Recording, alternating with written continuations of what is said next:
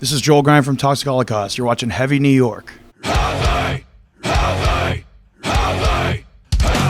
New York.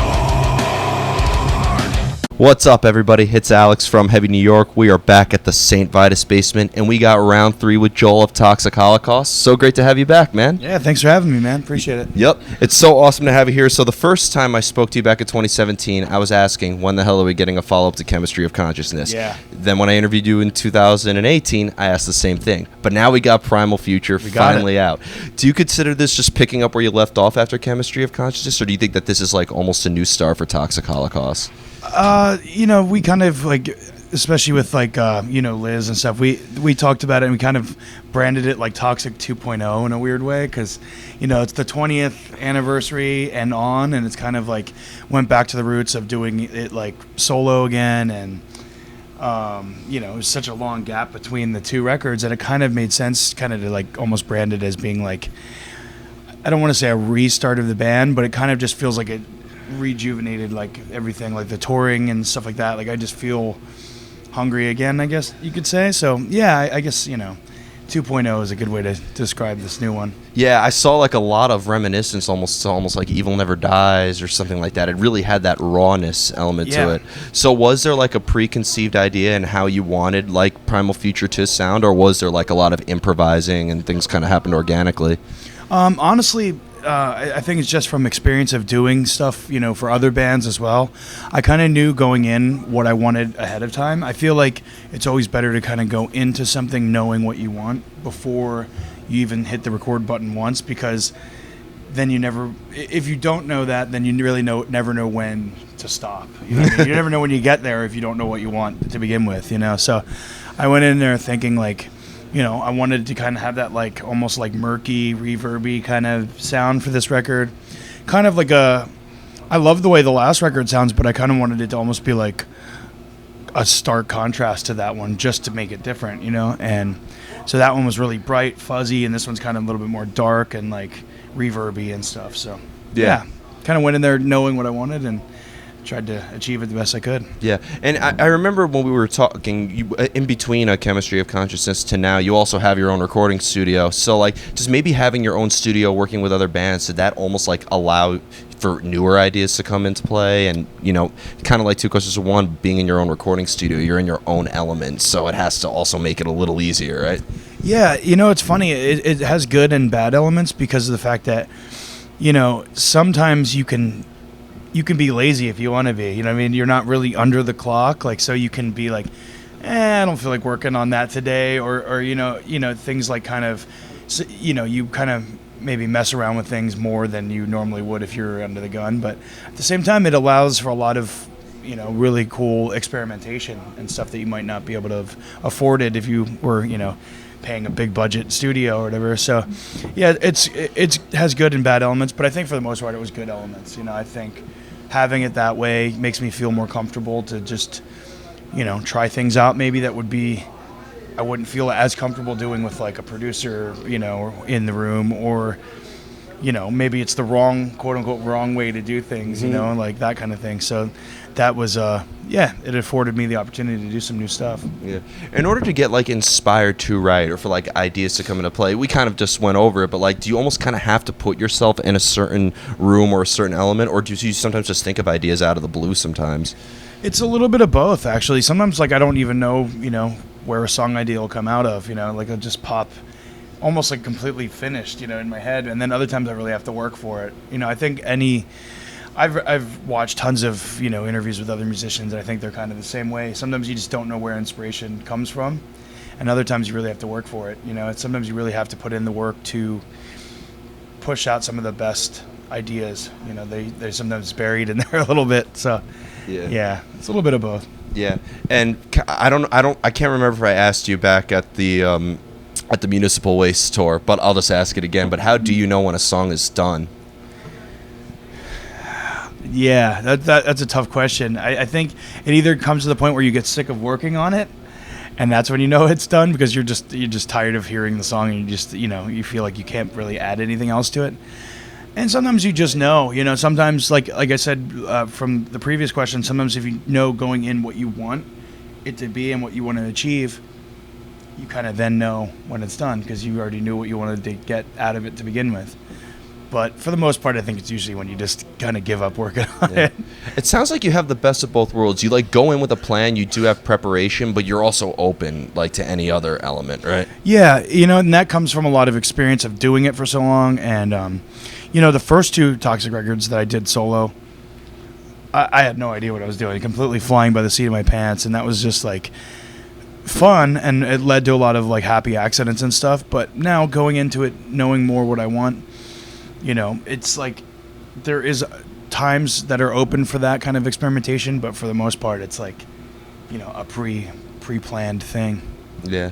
Now, when it comes to making a raw record, like you said, because I definitely heard that in Primal Future. Again, it reminded me of Evil Never Dies and, the old days back in 2003, jamming you when I was in 3rd grade. But, nice. So, like, when you're making a very raw record, is there maybe, like, less production that has to go involved into it because you want something that sounds very organic? Or is there still an element of, like, you have to focus on mixing and all that? I would say this one in particular is more, I guess, purposeful lo-fi, if that even makes sense. Like, I went in there kind of with, there is a production element to it. Like, I went in there, like, making sure, like, the amps that I picked and stuff sounded a certain way, and, like, the reverb choices and stuff were, like, a big element that, is the way the record sounds. So there was, like, planning to make it sound a certain way. So it wasn't just, like, set a mic up and then that's what you get, and, like, I intentionally made things sound that way, as opposed to like my older records where I kind of didn't even know what I was doing. So it's what you got was what you got. Again, happy accidents. But then something like I did a record called Yellow Goat, like that was like a solo thing, and that was a purposeful lo-fi thing that I did with, worse equipment than you should use, like terrible amps and stuff like that, just because I wanted to capture that kind of like early Bathory kind of sound. So I think there is elements of like production, but it's just like anti-production, I guess you could say. Yeah. When working with other bands, when a band like approaches you to work in your studio, and if you're like producing or mixing, do they say like this is what we want and you execute it, or do they want you to bring like a little bit of your own mix? It kind of goes both ways. Sometimes if the band doesn't bring up specifically that they want me to like quote unquote produce, I kind of go from like the Steve Albini kind of school of thought of, I'm just here to do what you guys want. If you want to get the sound, I'm going to give it the best shot to get you to that, to achieve that. But sometimes, if a band's like, hey, what do you think about this, or your input on it, it kind of frees me up a little bit to kind of be like, well, maybe we could do this, or, maybe this part could be changed a little bit. But I think for the most part, the reason why I got into production is because I never wanted to overstep those bounds of, I never wanted to be in that position of like working with someone and then they're pushing their control onto the way the record should sound, because certain things I want to do are maybe the wrong, by a technical standpoint, the wrong thing to do, but it sounds cool.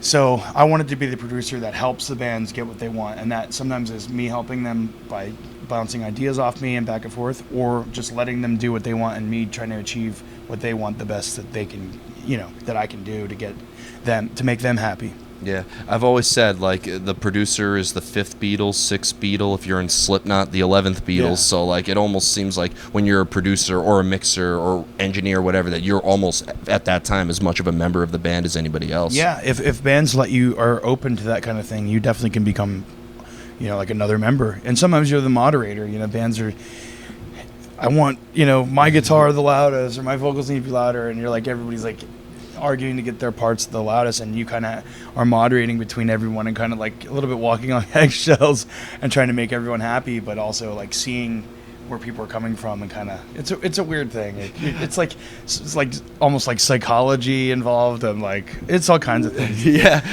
I remember asking Christian Wolbers, who used to be in Fear Factory. He produced the God Forbid album, and I said, "Dude, I love that record. Like, tell me about producing." And he goes, "The only thing I really produced were the arguments."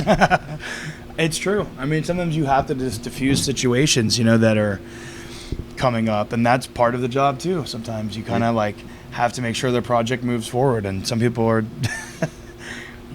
they want to argue about little things, and You kind of have to be in the middle, being like, all right, guys, let's get to the point here and let's do what we're here to do. Yeah, I've always said music producers and bartenders are unlicensed therapists on the side. Very true, very true. Yep. And the final question I wanted to ask you is, being that I've seen you live so many times now, seeing you live is a very different experience than simply listening to the album with your use of crowd interaction. I still don't understand how you're able to headbang with that fucking bass like that. So, but is there maybe a similar energy that you channel into your live presence as you do when you're songwriting, or is almost like playing live and songwriting two completely separate arts that you have to master?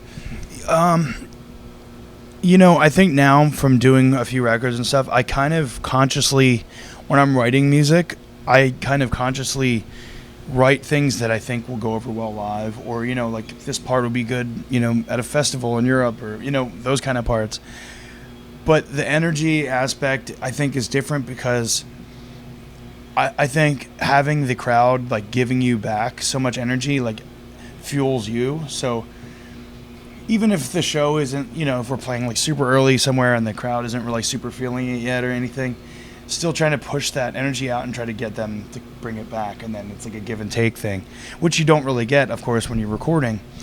But the conscious element of writing songs to have that experience later on, I guess, if that makes sense, is there to begin with. But it's like live is just a whole other thing, Yeah. like, I almost feel like you have to, like, it's one thing, you obviously have to practice your parts and you have to practice, everything, but, like, you almost have to practice crowd interaction too and stage presence too. and that just comes with playing a lot of shows, like, when some people just have it, I had to work for it a little bit. I didn't really know, especially starting as like a solo project and stuff. It's like not like interacting with like a ton of people is like my forte, so it's like just it came from playing shows to get you see what works, and like at the end of the day I want to see the crowd having fun, like that's why I'm here. I want to entertain them, and when they're having a good time, it's making me have a better time. So yeah, there you go. So before we go, I'd like to thank you so much for coming back on the show. Of course. So just, Primal Future is out now. I'd imagine we'll be seeing you on the road quite a lot after the Soulfly tour. Is there just anything that you're allowed to talk about, of course, that you'd like to promote? Right now, pretty much all we have in the pipeline is we're going over to Europe for a couple weeks in the summer to do the festival run, and that's going to be, that's always a great time. Yeah. So hopefully if any of you guys are watching from over there, we'll see you over there.